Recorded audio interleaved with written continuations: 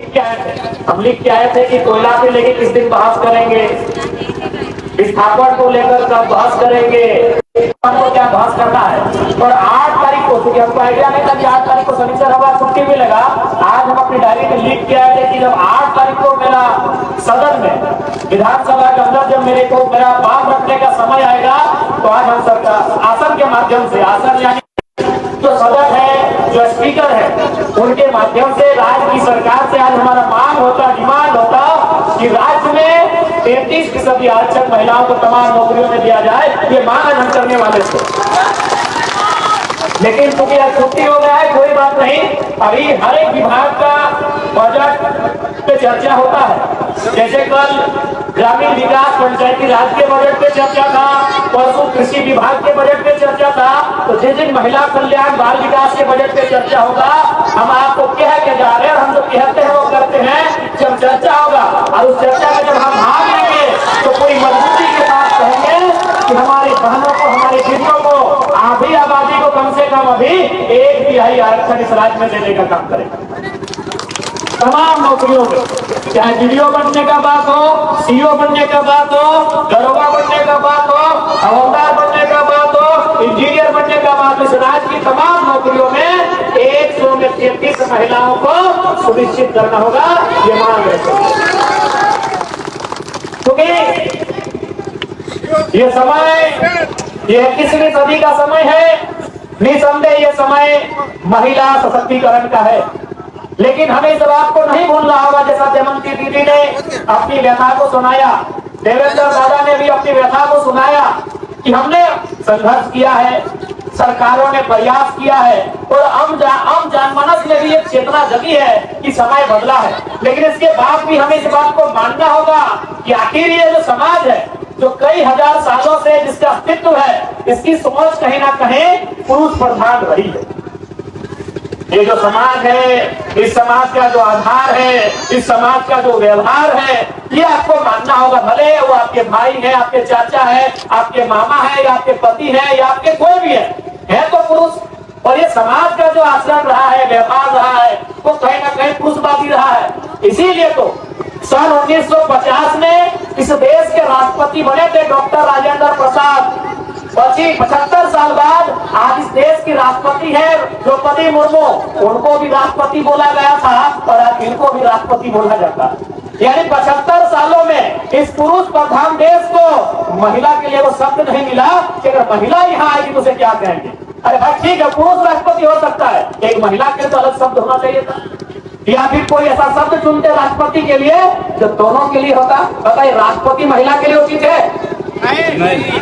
यानी 75 सालों में इस देश के बुद्धिजीवी लोगों को एक शब्द नहीं मिला कि अगर कोई महिला यहाँ पे आएगी तो उसे क्या कहेंगे। राजेंद्र प्रसाद भी राष्ट्रपति, डॉक्टर एपीजे अब्दुल कलाम भी राष्ट्रपति, प्रणब मुखर्जी भी राष्ट्रपति, और प्रतिभा सिंह पाटिल और द्रौपदी मुर्मू भी राष्ट्रपति। तो ये आपको मानना होगा, ये पितृ प्रधान सोच की देन है। अभी एक हम लोग कहावत पढ़ते हैं अंग्रेजी में, मैन इज मॉर्टल। कहा भाई वोमेन कहाँ चली गई, वो अमृत पी के आई है क्या? बड़ा हमें अंग्रेजी में कहावत हो, मैन इज मॉर्टल। मैन बोले क्या, पुरुष। महिला कहाँ चली गई भाई? तब दोनों शब्द, दोनों को इंक्लूड कहने किए कि man and women are immortal, so immortal. तो कहीं ना कहीं ये जो सोच रही है, सोच हजारों सालों की है। अब एक छोटा सा उदाहरण देते हैं, क्योंकि इस उदाहरण को देने के बाद हो सके मेरी बहुत सारी लोग आलोचना करें, हमारी बुराई, हमारा टांग खींचे, लेकिन सच बात सुनाते। अभी सपोज है, हमारी अपने पति के जिंदा रहते अगर स्वर्ग सिधारती है, 70 साल उम्र, 80 जितना भी 100 साल ही कहना है, हम उनको क्या कहते हैं? सुहागन कहते हैं ना। यानी पति जिंदा है और अगर वो स्वर्ग सिधारती है, सुहागन। लेकिन बेचारी अगर पति पहले गुजर जाए तो अभागन। एक छोटा सा लॉजिक देखिएगा, जनरली यहाँ जितने लोग शादीशुदा हैं, भाई हम भी नहीं है और देवता भी नहीं है, तो जितने लोग शादीशुदा है, बेटी भी नहीं की अभी, तो जितने लोग शादीशुदा है, आप थोड़ा सा स्टडी किया, यही कितने हैं, नहीं करने से भी 2-3 हजार लोग हैं, इनमें से नहीं करने से भी 1000 लोग शादीशुदा है। आप हमको एक रिपोर्ट बताइए तो कि लड़का का उम्र ज्यादा है कि लड़की का? लड़का का। एक वो तो अपवाद होगा, मुश्किल से एक वो भी, हमें लगता है यहाँ एक भी नहीं होगा। यानी 1000 में 1000 जो शादी हुआ है उसमें लड़का 5 साल लड़की से बड़ा है, कोई 10 साल बड़ा है, कोई 4 साल बड़ा है, कोई 15 साल बड़ा है कि नहीं। और आप क्या चाहते हैं, एक तो अपने उम्र की छोटी लड़की से शादी भी की है और चाहते हैं मेरा जीतेगी तुम मरेगी तब तुमको सुहागन करेगी। यानी एक तो कम उम्र में शादी करके लाए हैं और क्या चाह रहे हैं कि हमसे 2 साल पहले ही मर जाओ भाई। हो सके मेरे इस स्टेटमेंट के बाद मेरी लोग आलोचना करें कि आप ये क्या कर रहे हैं, लेकिन थोड़ा सा दिमाग से सोचा जाए, ये व्यवहार उचित नहीं है, क्योंकि सोच पुरुषवादी है। इस समाज का निर्माण ही पुरुषवादी सोच से हुआ है। सिंपल बात है कि तुमसे शादी भी करेंगे, तुम छोटी है हमसे 10 साल और हमसे 10 साल पहले गुजर जाओ तब ठीक है। इसलिए चूंकि ढांचा पुरुष प्रधान का रहा है, बदलाव हुए हैं, संघर्ष हुआ है, महापुरुष चाहे ज्योतिबा फुल्ले रहे, डॉक्टर भीमराव अंबेडकर रहे, या तमाम महापुरुष संघर्ष किए हैं, लड़ाई लड़े हैं। लेकिन ये भी सच्चाई है कि 75 साल में महिला अगर इस राष्ट्र की संवैधानिक सर्वोपरि पद पर आ जाए तो उसके लिए एक शब्द नहीं खोज पाए हैं। ये भी सत्य है हमारे देश में।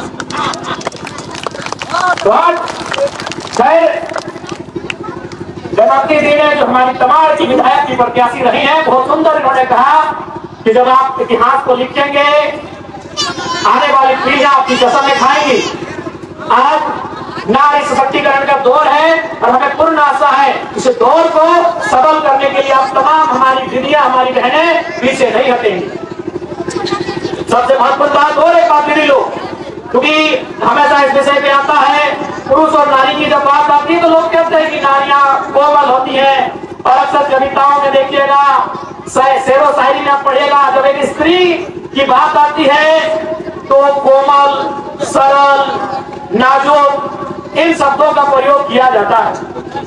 क्योंकि मैं आपको कहना चाहूंगा, जितनी मेरी दीदियां हैं, अगर कोई इन शब्दों का आपके लिए प्रयोग करे तो उसमें हतोत्साहित होने की आवश्यकता नहीं है। ये विधि का निर्णय है आपके लिए, जिसने संसार को बनाया है। कोई ईश्वर कहे, कोई अल्लाह कहे, कोई वाहेगुरु कहे, कोई मनांग गुरु कहे, कोई बुढ़ा बाबा कहे, कोई प्रकृति कहे, जिसने भी ईश्वर, जिसने भी संसार को बनाया है उसने वास्तव में बनावट की दृष्टि से पुरुषों की तुलना में स्त्रियों को मुलायम बनाया। मेरा तर्क सुनिएगा, क्यों हो सके मेरी आलोचना आप कर दें कि आप स्त्रियों के लिए मुलायम, सरल, कोमल शब्द का प्रयोग कर रहे हैं, लेकिन मेरा तर्क सुनिएगा। अच्छा, आपने मिट्टी के बर्तन को बनते हुए देखा है? अच्छा, अगर एक बात बताइए, अगर मिट्टी कठोर है तो क्या वो बर्तन बनेगी? नहीं बनेगी ना। यानी मिट्टी को पानी में गीला करना पड़ता है, यानी कोमल। मिट्टी अगर कोमल बनेगी तभी वो बर्तन बनेगी। आपने लोहा को देखा है तलवार बनते हुए? क्या जो लोहा कठोर है, रड के समान है, वो तलवार बनेगा? नहीं बनेगा। उस लोहे को अगर आग में गलाएंगे, तपाएंगे, यानी कोमल, उसके व्यवहार में परिवर्तन करके उसे कोमल बनाएंगे, उसे नाजुक बनाएंगे, तभी वो तलवार बनेगा। तो मेरे कहने का मतलब है कोमल उसको बनना पड़ेगा जिसको आविष्कार करना। आप बिना कोमल बने, बिना सरल बने, बिना कोमल बने आप आविष्कार नहीं कर सकते हैं। आप देखो, जंगल की लकड़ी को ले आइए, वो लकड़ी तभी सीधी होगी, जो लकड़ी टेढ़ी है वो लकड़ी तभी सीधी होगी जो कच्ची हो, यानी कोमल हो। अगर वो सूख जाएगी तो टूट जाएगी, लेकिन सीधी नहीं होगी। इसका मतलब क्या है? अगर आपको आविष्कार करना है, आविष्कार मतलब सृजन, आविष्कार यानी नया, तो आपको कोमल बनना पड़ेगा। और विधाता ने स्त्रियों को उनके गर्भ में आविष्कार का दिमाग सौंपा। ये विधाता का निर्णय है, ये प्रकृति का अटल सत्य है कि जिसको आविष्कार करना है उसे कठोर बन के नहीं कोमल बनना होगा। तो यदि आपको कोई कहे कोमल, तो भैया उसके पीछे कारण यही है कि आपके गर्भ में, आपकी कोख में, चाहे देवेंद्र महतो रहे, जयराम महतो रहे या द्रौपदी मुंडा रहे, उनका आविष्कार हुआ है। हमारा आविष्कार आपके गर्भ में हुआ है। तो अगर आप कोमल नहीं होती, आविष्कार हमारा नहीं हो पाता। मिट्टी बर्तन तभी बनेगी जब वो कोमल बनेगी, कठोर मिट्टी से बर्तन नहीं बनता है। तो यदि इस तर्क को जानना होगा कि विधाता ने स्त्री के बनावट को कोमल सांचे में इसलिए ढाला है तो उसके गर्भ से सृष्टि का सृजन होना है। और क्योंकि समय नहीं है, हमको भी फिर धनबाद जाना है, फिर सुबह रांची आ जाना है, बड़ी भागना है। इतना कहेंगे, स्त्री इस देश के महान साहित्यकार मुंशी प्रेमचंद, उन्होंने अपनी कालजयी पुस्तक गोदान में लिखा है कि एक इंसान को महान बनने के लिए 3 क्वालिटी होना चाहिए: त्याग, सहनशीलता और क्षमा। अगर एक इंसान में 3 क्वालिटी है, त्याग, सहनशीलता और क्षमा, तो इंसान महान है। लेकिन एक स्त्री जन्म से 3 क्वालिटियों के साथ आती है, वो जन्मजात महान है। पहला क्वालिटी त्याग। त्याग समझा? यार त्याग मतलब पप्पा के घर छोड़ के ससुरा के घर आए, त्याग है ना। सबसे बड़ा त्याग तो यही हुआ जब जन्म कहीं हुआ, फले फूले कहीं, खेले कूदे कहीं और दौड़ के चले आए कहीं। सबसे बड़ा त्याग ये त्याग नहीं कोई कर सकता, ये जन्मजात एक स्त्री करती है, इसीलिए वो महानता की श्रेणी में आती है। क्या करते हैं ना, एक स्त्री विहीन होती है। विहीन बुझा? विहीन, अरे धान लगाने से पहले विहीन लगाते हैं। हम लोग धनबाद बोकारो में विहीन बोलते हैं या अफर बोलते हैं, आप क्या बोलते हैं? विहीने बोलते हैं। तो एक स्त्री विहीन होती है, कैसे मालूम है? ना विहीन लगता है एक जगह, लेकिन उसको उठा के फिर लगाना पड़ता है पूरे खेत में। वही होती है स्त्री, लगती है कहीं और, जन्मते कहीं और कहीं जाके संवारती है, सजाती है कहीं और। दूसरा क्वालिटी है सहनशीलता। आप समझ रहे हैं? सहनशीलता मैंने सहना। आप यही एगो उदाहरण लीजिए, यही अगर कोई दो पति पत्नी आए हैं तो उनको सामने लाइए, जिनका छोटा छोटा बच्चा हो, दोनों की गोद में छोटा छोटा बच्चा दे दीजिए, और सौभाग्य ये हो कि एक उसी टाइम या तो वह शौचालय कर दे या तो पैखाना करे।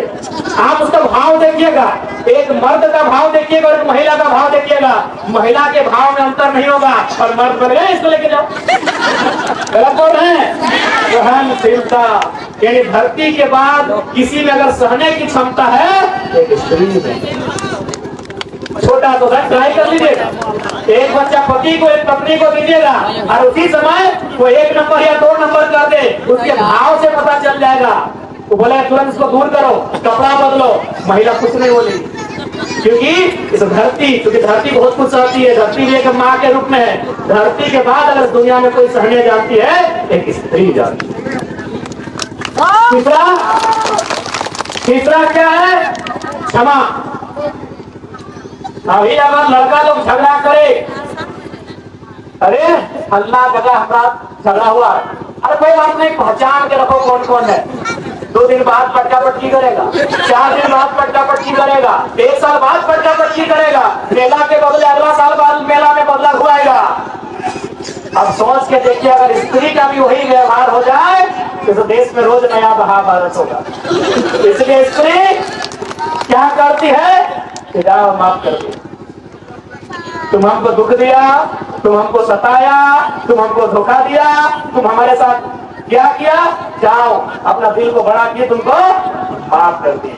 एक जीवन काल में अपने बाल्य काल से युवा अवस्था से लेके इस संसार को त्यागने तक एक स्त्री जितना लोगों को माफ करती है शायद ही कोई कर पाए। माफ यानी क्षमा करना। इसलिए आज नारी दिवस के अवसर पर मैं तमाम दीदियों से, तमाम बहनों से आग्रह करूंगा, ये 21वीं सदी आपका है, बस आप सार्थक होकर एक दिशा में चलने का काम करें। अंत में इतना ही कहेंगे, क्या 21वीं सदी की नारी है ये केवल बेलन लेकर रोटी ही नहीं पकाती है।